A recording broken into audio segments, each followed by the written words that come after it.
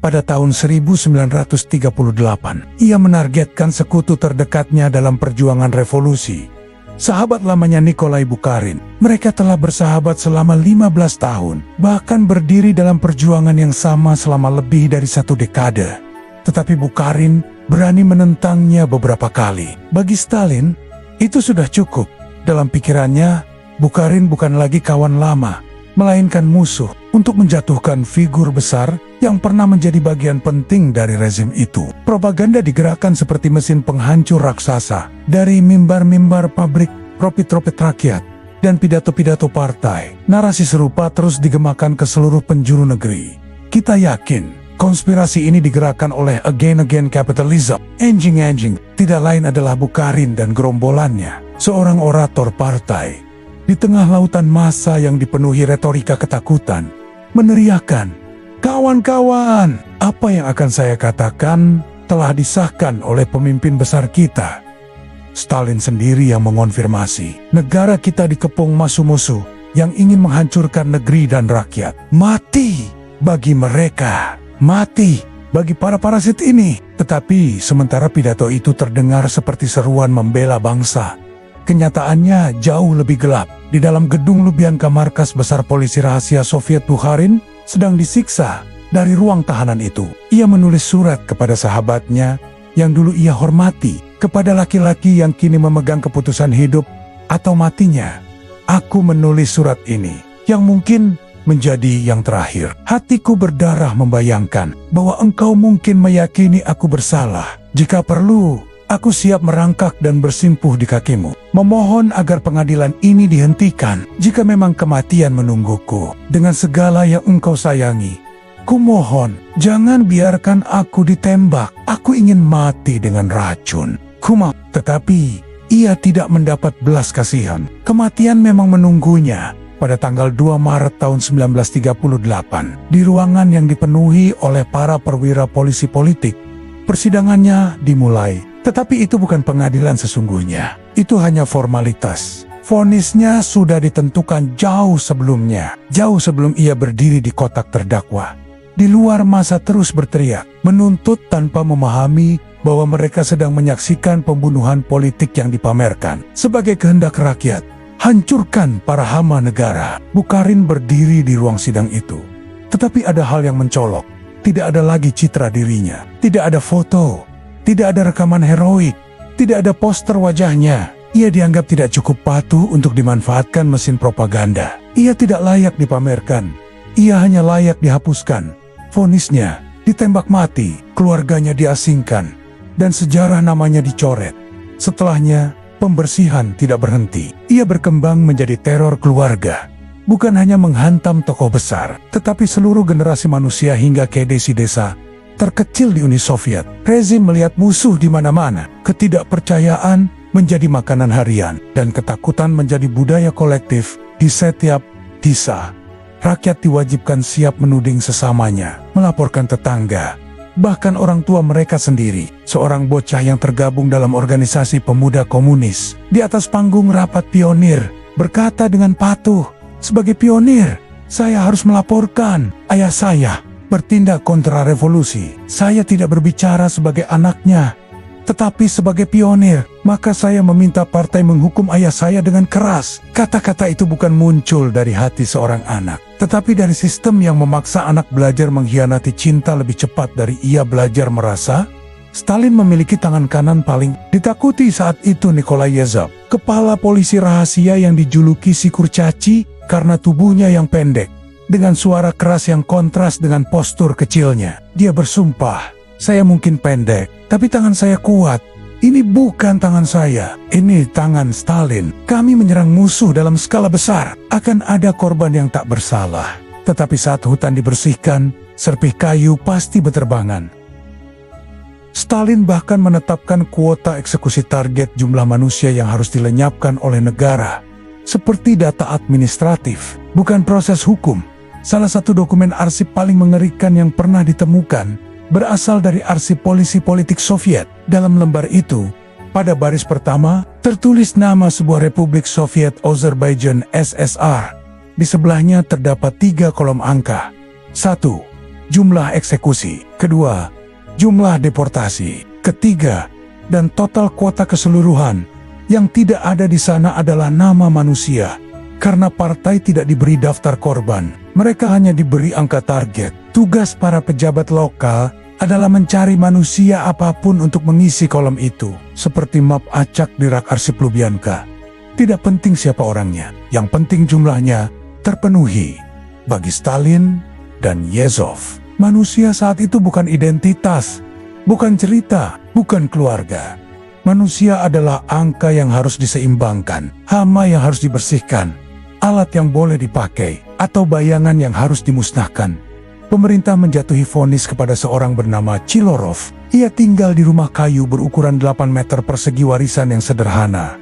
Seekor sapi, 4 domba, 4 ekor kambing, 2 babi. Tetapi dakwaan yang dikenakan padanya bukan soal harta, melainkan soal kata-kata. Ia disebut berniat jahat terhadap kekuasaan Soviet karena mengatakan bahwa Stalin telah membunuh banyak orang. Dan ini adalah rahasia yang tidak boleh dibicarakan. Menurut kesaksian dalam berkas, seseorang bahkan memperingatkan bahwa siapapun yang menyuarakan hal itu bisa dijatuhi hukuman 25 tahun di kamp kerja paksa. Namun, sistem tidak menunggu. Keputusannya final bukan untuk mendidik, bukan untuk mengurung, melainkan tembak Chilorov dan sita seluruh propertinya.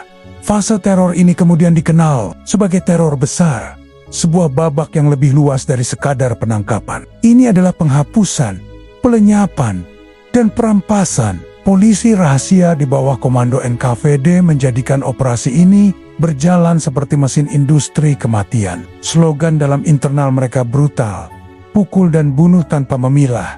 Lebih baik melampaui batas daripada kurang, dan statistik harian menggambarkan kengeriannya. Sejak tahun 1937, kepala NKVD saat itu, Lavrenti Beria, yang mengambil kendali penuh, menjalankan tembak mati pada rata-rata 1.000 orang per hari. Tak ada proses, tak ada seleksi, tak ada ruang bagi kesalahan. Program itu bukan sekadar hukuman, melainkan budaya sistemik yang meminta fanatisme tanpa logika.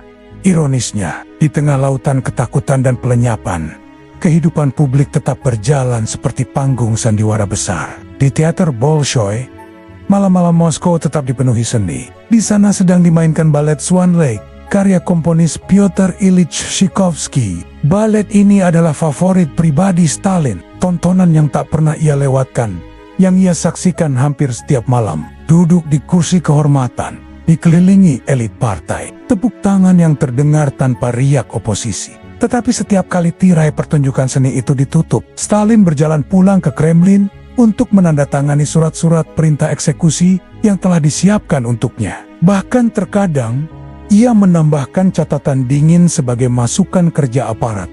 Keraskan lagi sekrupnya, hajar. Dia berulang kali, semakin dikencangkan, semakin baik. Tetapi teror bukan hanya memakan rakyat biasa. Pada akhirnya, ia berbalik menelan pemimpin aparat itu sendiri. Kepala polisi rahasia yang pernah begitu ditakuti Nikolai Yezhov kini menjadi terdakwa. Ia dituduh berkhianat, disiksa, dieksekusi, dan lebih dari itu dihapus dari foto-foto resmi, seolah ia tidak pernah ada. Sistem yang dulu ia kendalikan kini menegaskan bahwa tidak ada sekutu permanen, yang ada hanya target terpenuhi dan penguasa terakhir berdiri sebagai pusat-pusar segalanya. Pada akhir tahun 1938, Stalin telah melenyapkan hampir semua lawan, baik yang nyata maupun yang lahir dari kecurigaan paranoidnya sendiri. Generasi elit lama diganti oleh generasi baru yang sepenuhnya bergantung padanya. Para aktivis yang ia bina dan angkat dengan tangan kekuasaannya sendiri. Mereka disebut sebagai nomenklatura, sebuah kelas baru birokrat dan loyalis partai yang berutang segalanya kepada Stalin. Mereka menempati apartemen-apartemen yang ditinggalkan korban, membagi-bagi barang sitaan, rumah yang disita, lahan pertanian yang dirampas, hingga properti sehari-hari. Sistem menciptakan ketergantungan total sehingga loyalitas mereka tidak lagi lahir dari ideologi, melainkan dari utang hidup.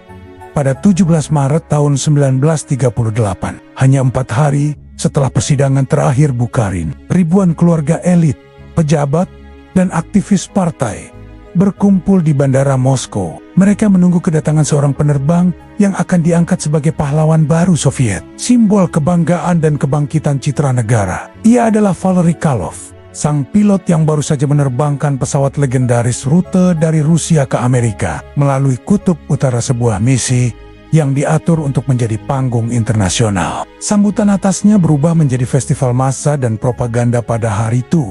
Di jalanan ibu kota, Sokolov sendiri yang berdiri di tengah sorak-sorai meneriak janji loyalitas yang terdengar seperti doa sekuler kepada sang pemimpin.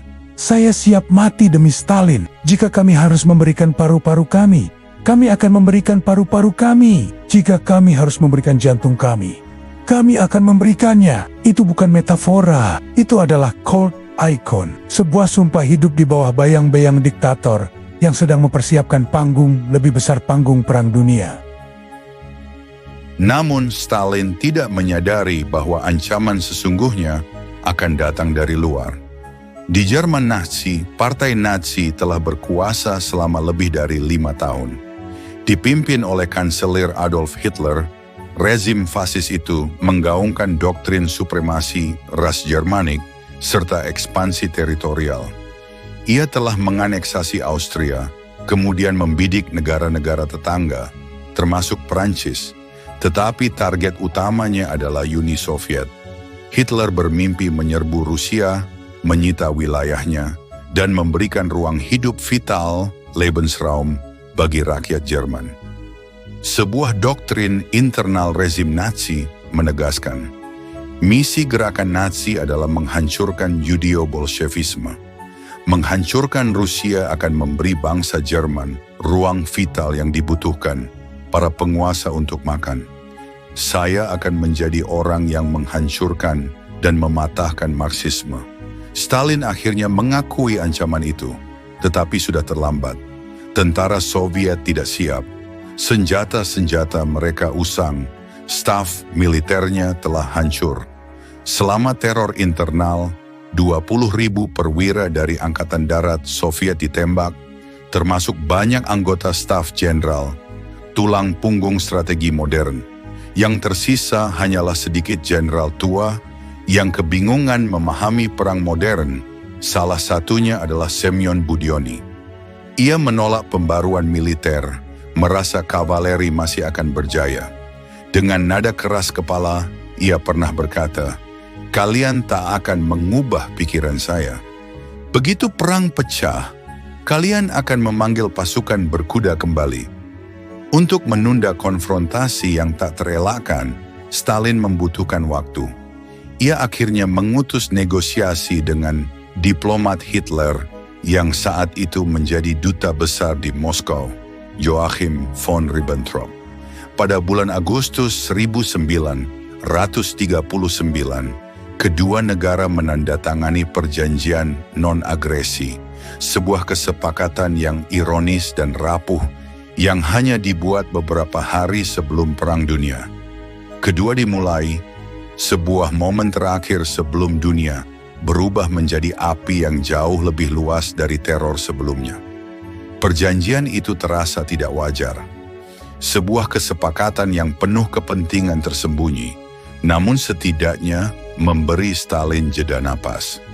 Ia bahkan sempat berkata dengan nada sarkas bahwa semua ini hanyalah permainan. Ini hanyalah permainan tentang siapa yang menyembunyikan kartu di lengan baju. Ia percaya Uni Soviet masih punya waktu untuk menunda perang dengan Jerman, atau setidaknya menghindarinya untuk sementara.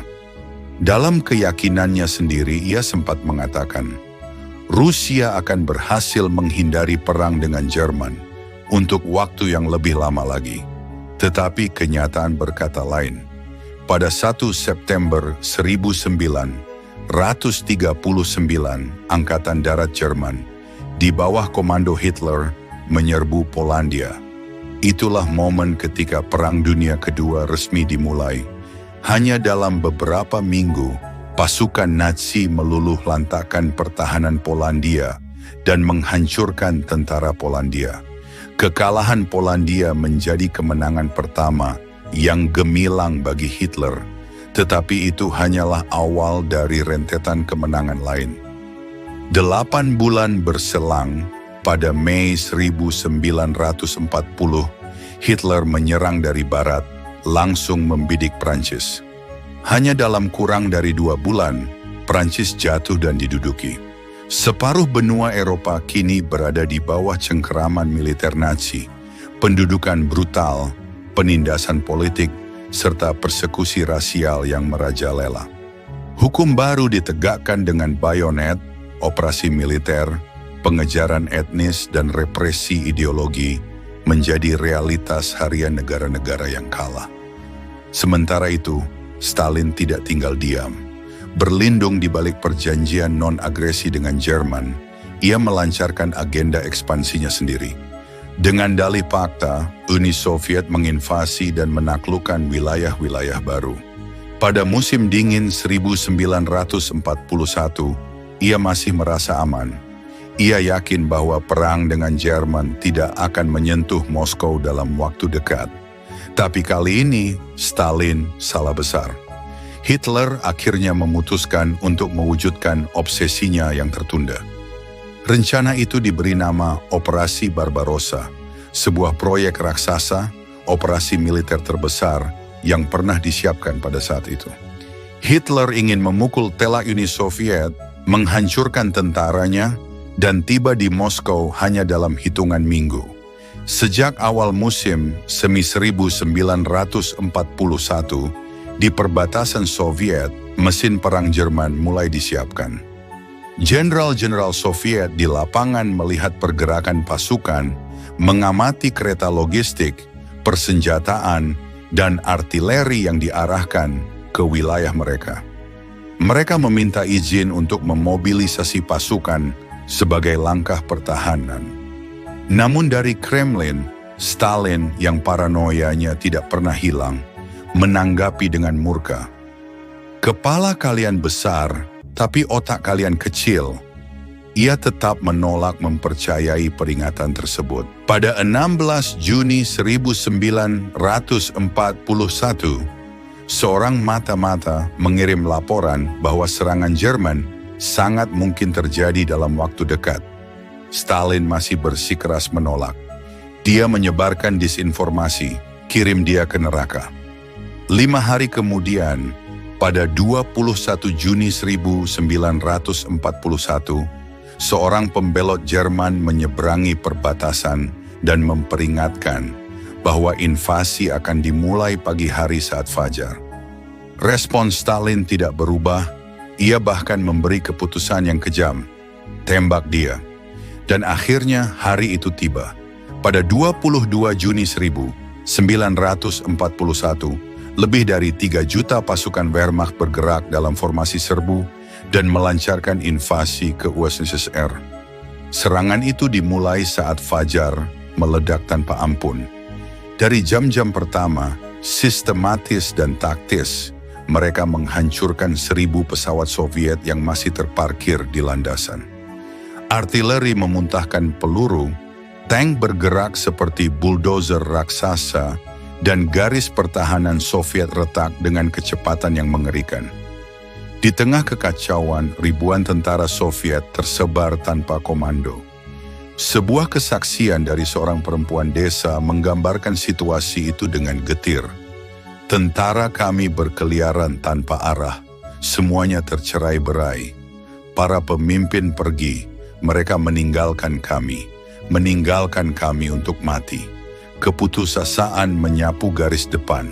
Kekalahan bukan hanya simbolis, ia juga menjadi personal. Putra tertua Stalin, Yakov Jugashvili, tertangkap oleh Jerman saat mencoba melarikan diri. Ia menyamar sebagai seorang petani untuk menghilang dari kejaran. Bukan hanya sebuah tragedi keluarga, itu adalah retak dalam aura sang diktator yang memproklamirkan baja, namun kini melihat kehancuran di depan mata. Di belakang medan tempur, Moskow berada dalam keterkejutan total. Rakyat mencari penjelasan, berlari menuju kios-kios surat kabar, menyalakan radio-radio rumah, dan menunggu satu suara yang selama ini menjadi pusat segalanya. suara Stalin. Namun, hari berganti dan Stalin tetap bungkam. Seorang pemuda bernama Gwena, warga kota yang menyaksikan hari-hari itu dengan kecemasan, mengingat, "Kami menempel ke radio, menunggu pidatonya. Kami harus mendengar suaranya, tapi ia tetap diam." Yang maju bicara bukanlah Stalin, melainkan deputinya yang selalu berdiri di sisinya, Vyacheslav Molotov. Ia menyampaikan pengumuman suram keadaan perang, sementara sosok yang paling ditunggu justru menghilang di balik tembok Kremlin. Stalin terkunci di sana, terpuruk oleh kenyataan yang tidak pernah ia bayangkan akan terjadi secepat itu. Dalam kehancuran mentalnya, ia sempat berkata lirih pada dirinya sendiri, "Semuanya hilang, semuanya hancur. Lenin membangun negara ini, dan kita menghancurkannya. Ia mewariskan pada kita kejayaan, dan kita menghancurkannya." Uni Soviet, benua Eropa, dan seluruh abad ke-20 tidak akan pernah sama lagi. Karena rangkaian kesalahan yang berulang, Stalin sejatinya bertanggung jawab secara langsung atas bencana ini. Namun, ia tidak ingin mengakuinya. Seperti biasanya, ia kembali mencari-cari pihak yang dapat disalahkan. Ribuan tentara yang terlihat menyerah itu, dalam pikirannya, bukan korban perang, melainkan pengkhianat. Keluarga mereka akan dideportasi sebagai hukuman karena bagi Stalin, kekalahan satu orang berarti aib seluruh garis darahnya. Bahkan untuk mencegah pasukannya melarikan diri atau menyerah, ia mengirim ke garis depan unit-unit khusus yang bertugas mengawasi tentaranya sendiri. Pasukan penjaga ini dikenal di lingkaran rezim sebagai bagian dari mesin penegak disiplin, meski bukan hero yang dicatat dalam sejarah publik. Kepada unit pengawas itu, Stalin memberi perintah tegas yang brutal. Jika terjadi kepanikan atau kemunduran, tembak mereka di tempat, termasuk mereka yang panik dan para pengecut. Tidak ada ruang untuk keraguan, tidak ada toleransi, tidak ada belas kasihan. Di Ukraina, keputusan buruk lainnya menunggu. Ia melarang para jenderalnya mengevakuasi kota penting, Kiev, dengan dalih bahwa menyerah atau menarik pasukan berarti mengakui kegagalan. Hasilnya, 5 hari kemudian, pasukan Nazi menangkap 500.000 tentara Soviet sebagai tawanan perang, mass surrender consequences. Itu menjadi jumlah penangkapan terbesar yang pernah dicatat oleh satu angkatan darat dalam sejarah operasi militer saat itu. Pada Oktober 1941, hanya 4 bulan sejak operasi Barbarossa dimulai, hampir seluruh persepsi dunia tentang keamanan Soviet runtuh. Tank-tank Jerman mendekat, zona front semakin menekan, dan Moskow berada dalam kesiapsiagaan darurat. Stalin melompat dari satu keputusan tragis ke keputusan yang lebih tragis kembali. Kota Moskow, jantung Uni Soviet, kini dibom setiap hari. Rakyat berlindung di stasiun-stasiun bawah tanah, tepat di dalam terowongan kereta bawah tanah yang dingin, namun setidaknya lebih aman dari deraan bom. Seorang penulis, Viktor Kravchenko, menulis di jurnal pribadinya, "Moskow memberi perasaan seolah ia sedang sekarat. Kepanikan merajalela. Lalu suara-suara paling mustahil mulai menyebar. Ada yang berkata kudeta terjadi di Kremlin, dan Stalin telah ditangkap. Namun kenyataannya, Stalin sendiri saat itu berlindung di bawah tanah juga. Para pengikutnya memaksanya untuk mengambil satu-satunya keputusan yang masuk akal. Evakuasi, meninggalkan ibu kota, dan menyusun perlawanan dari kejauhan. Tapi untuk pertama kalinya, ia mengambil keputusan yang tidak lari dari bahaya. Meski bertahun-tahun memimpin dengan paranoia yang membuatnya menyingkirkan siapapun yang ia curigai, kali ini ia memilih untuk bertahan di Moskow. Keputusan itu mengejutkan semua orang dan mengubah arah perang secara psikis. Ia akhirnya berbicara pada pasukannya. 7 November 1941, pagi pukul 8, di tengah badai salju, resimen-resimen Soviet berkumpul di Red Square, memenuhi panggilan pemimpin yang biasanya tersembunyi di balik tembok kekuasaan. Tank-tank yang hadir langsung datang dari front, masih berlumur perang, siap menembak kembali ke arah musuh yang sewaktu-waktu dapat menyerbu. Stalin berdiri di podium dan menyampaikan pidato yang menggelorakan, "Seluruh dunia kini menatap kita, menunggu kita menghancurkan kawanan penjara dan penjajah Jerman. Kemuliaan bagi negeri kita. Kemerdekaan, kebebasan, dan kedaulatan.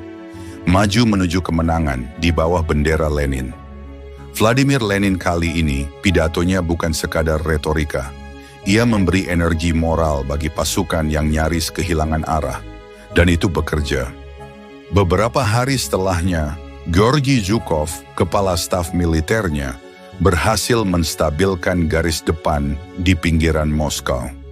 Perang belum dimenangkan, tetapi tidak lagi kalah secara total. 10 bulan kemudian, musim panas 1942, pertempuran terbesar abad itu meledak. Sebuah pertempuran yang namanya akan menjadi luka, sekaligus simbol perlawanan. Kami masuk ke Stalingrad. Stalingrad karena gagal menjatuhkan Moskow, Jerman mengalihkan tujuan. Mereka ingin menguasai jalur minyak strategis menuju Laut Kaspia demi memberi ruang hidup bagi rakyat Jerman. Adolf Hitler menjadi penggagasnya dan seluruh mesin Wehrmacht kini dikerahkan. Kota itu diselimuti asap, darah, dan bunyi tembakan tanpa henti. 2 juta nyawa akan melayang di sana. Separuhnya warga sipil, perempuan dan anak-anak. Separuhnya prajurit dari kedua kubu yang bertempur dari jarak sangat dekat, bahkan hingga dapat mendengar napas lawan mereka. Seorang penembak artileri Soviet, Andrei Kozyainov, mengingat hari-harinya di sana. "Kami mendengar langkah kaki dan napas tentara Jerman. Asap begitu tebal, aku bahkan tak bisa melihat mereka. Kami menembak dengan insting, menembak berdasarkan suara. Kepalaku berdengung. Ironisnya, untuk pertama kalinya sejak perang dimulai, Stalin memilih tidak memutuskan sendiri taktik medan. Ia menyerahkan kendali kepada kepala stafnya, kepada Georgy Zhukov, dan kali ini itu keputusan yang benar. Zhukov membawa rencana besar, menjebak pasukan Jerman yang telah masuk jauh ke dalam kota, memutus suplai mereka, dan mengurung mereka dalam kepungan tak terhindarkan. 19 November 1942, pukul 7 pagi, sebuah randuk besar dimulai. 1.400 tank, 1.000 pesawat, dan 1 juta tentara Soviet menyerbu sayap-sayap pasukan Nazi di luar kota. Terjadi manuver klasik namun efektif. 2 lengan tentara Soviet bertemu dan menutup kepungan secara sempurna. Encirclement tactic. Beberapa minggu berselang, 300.000 pasukan Jerman yang kelaparan dan kekurangan perlengkapan akhirnya menyerah bersama pemimpin mereka, Friedrich Paulus. Kemenangan itu bukan hanya militer, ia adalah balasan moral bagi rezim yang selama bertahun-tahun mengaku paling kuat, namun hampir hancur oleh keputusan-keputusannya sendiri. Stalingrad bukan hanya medan perang, ia adalah titik balik yang menentukan bahwa Perang Dunia II tidak lagi dimenangkan oleh Jerman, dan bahwa tirani di Kremlin untuk sementara bertahan dari kehancuran yang dulu ia sendiri ciptakan. Musim panas 1945. Saat perayaan kemenangan Hari Kemenangan di Eropa di Lapangan Merah, Moskow, tepat di depan istana Kremlin dan para pemimpin Soviet, tentara Rusia yang terkenal itu merayakan keberhasilan mereka menumbangkan Nazi Jerman.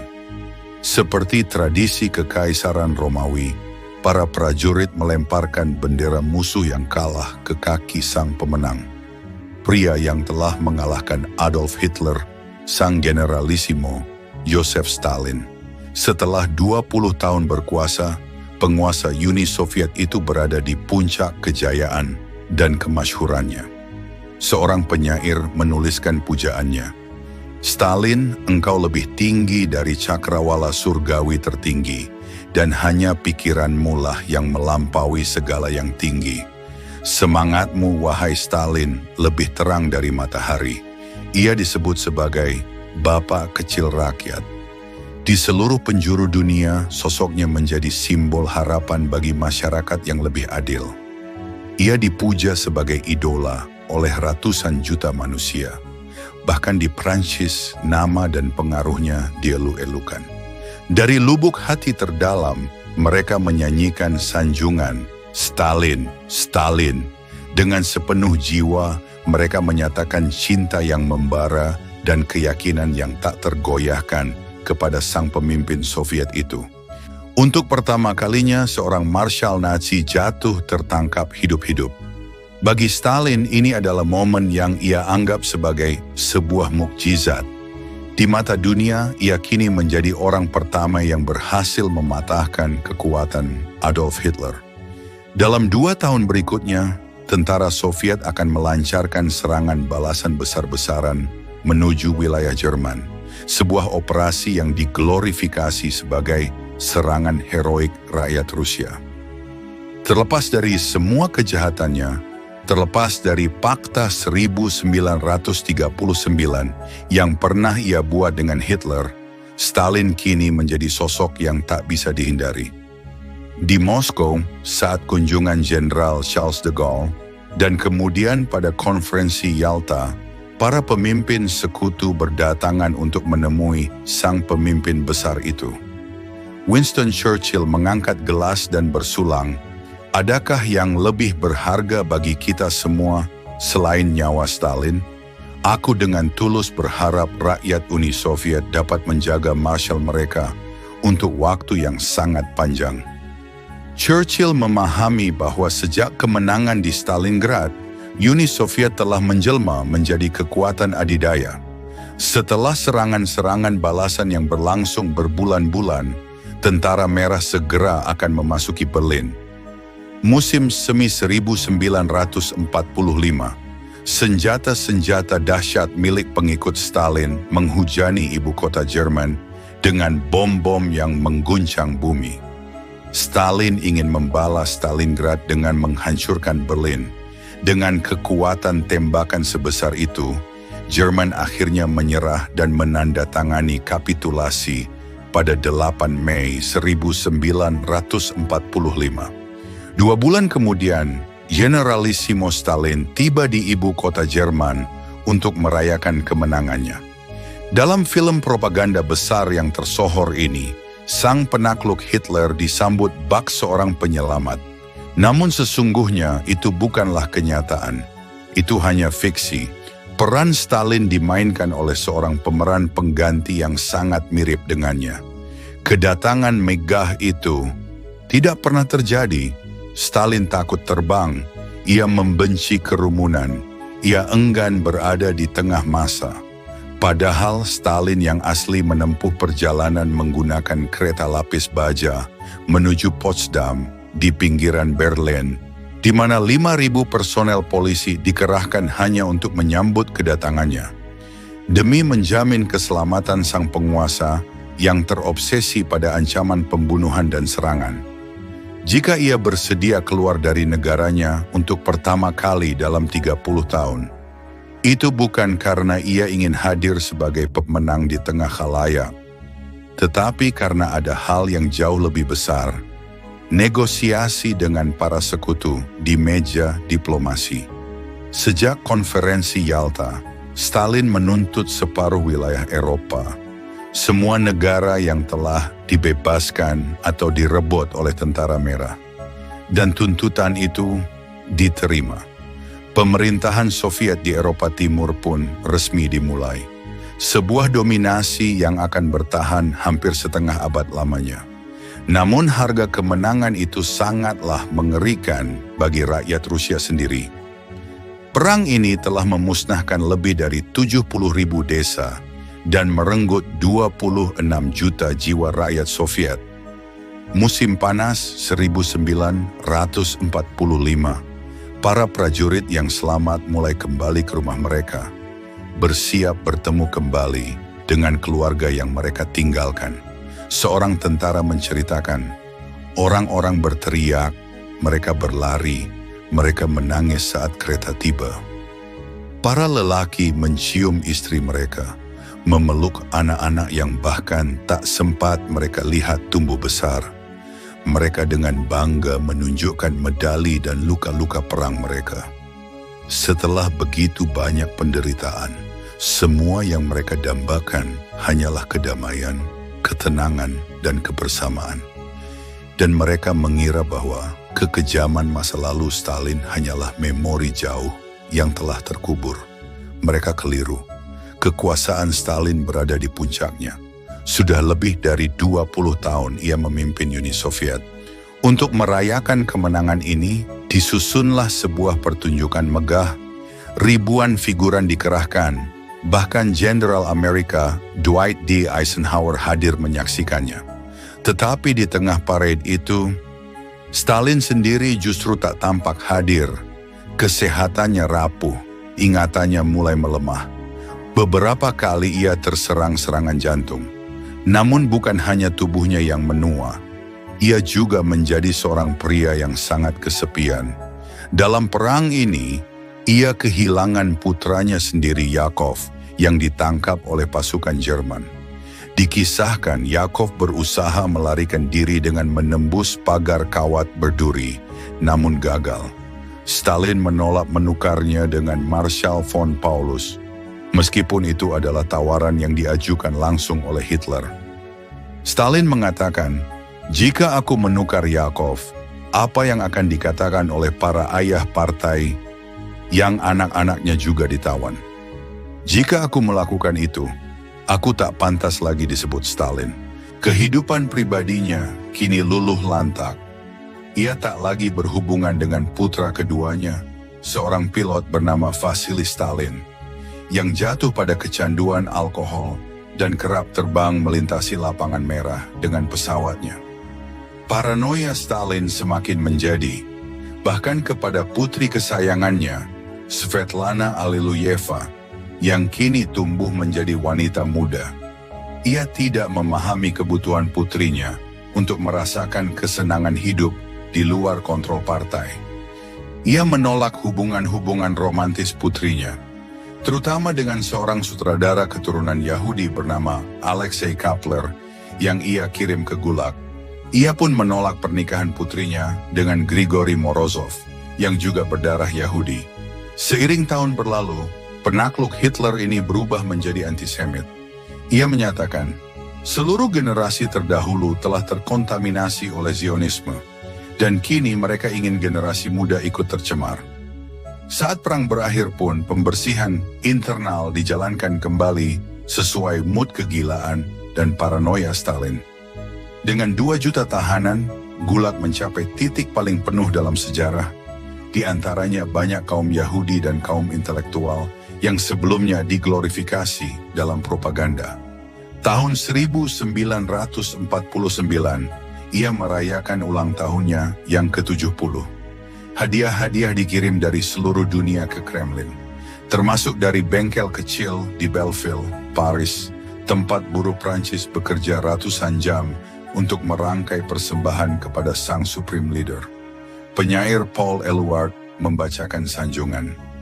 Di bengkel kecil Belleville, para buruh menghabiskan 300 jam untuk membuat persembahan untuk Stalin. Hadiah itu dibuat dengan penuh kehati-hatian. Hadiah itu dibuat untuk ia yang memimpin menit-menit dunia. Pada saat yang sama, desa Grigny di Prancis menyiarkan pesan ulang tahun untuk sang manusia perdamaian Joseph Stalin, mengklaim bahwa tanpa kemenangan Stalingrad, seluruh Prancis dan Eropa masih akan berada di bawah pendudukan Nazi. Seorang gadis kecil berusia 12 tahun bernama Natalia Poskrebisheva diberi kehormatan untuk membaca puisi kepada sang pemimpin, putri dari sekretaris pribadi Stalin sendiri, Alexander Poskrebishev. Ia membaca dengan suara yang mengalir lembut. Tetaplah di dekat kami, wahai cahaya. Pimpinlah kami dengan terangmu, agar rezim Soviet tumbuh dan kokoh setiap hari. Ruangan itu bersorak, tetapi sang gadis tidak tahu satu detail kejam. Bertahun sebelumnya, ibunya sendiri telah ditembak mati atas perintah Stalin. Di usia 70, bapak kecil rakyat merasa dirinya tak tergantikan. Ia memandang yang lain dengan cemooh. Apa yang akan kalian lakukan tanpaku? Kalian buta. Kalian hanyalah kucing kecil. Kalian tak melihat musuh. Negeri ini akan runtuh karena kalian tak punya kemampuan mengenali siapa musuh sebenarnya. 4 Maret 1953. Pria berkumis ini sendiri wafat. Koran tidak menuliskan detail apapun. Baru bertahun kemudian terungkap.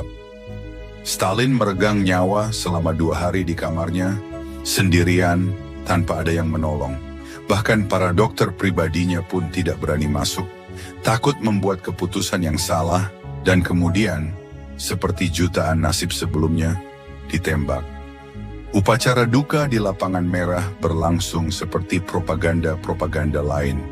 Pidato monumental, pujian atas kejeniusannya, seolah ia adalah jenius terbesar umat manusia. Namun jauh dari kamera, ada ribuan korban Stalin yang diam-diam mulai saling berpelukan lega. Di kamp Vorkuta, di ujung utara Rusia, suara bisikan itu berubah menjadi seruan suci pembebasan. Semoga jiwanya pergi ke neraka. Alhamdulillah, hari ini pria berkumis itu menuju neraka. Selama masa kekuasaannya, pria yang menjanjikan surga di bumi ini telah menyebabkan 20 juta kematian manusia. Sebuah skala kehancuran yang kini mulai ditemukan, disuarakan, dan diingat kembali oleh dunia. Kisah Stalin bukan hanya tentang kemenangan perang, tapi tentang kegelapan yang ia tinggalkan pada bangsanya sendiri. Di balik sorak kemenangan dan parade megah, tersimpan teriakan yang dibungkam dan jutaan nyawa yang tak pernah kembali. Inilah warisan seorang pemimpin yang hidup dalam pujian, namun mati dalam kesendirian dan ketakutan. Jika kisah ini mengguncang Anda, jangan diam. Tekan like, tinggalkan komentar, dan subscribe sekarang. Karena perjalanan kita mengungkap sisi gelap sejarah baru saja dimulai.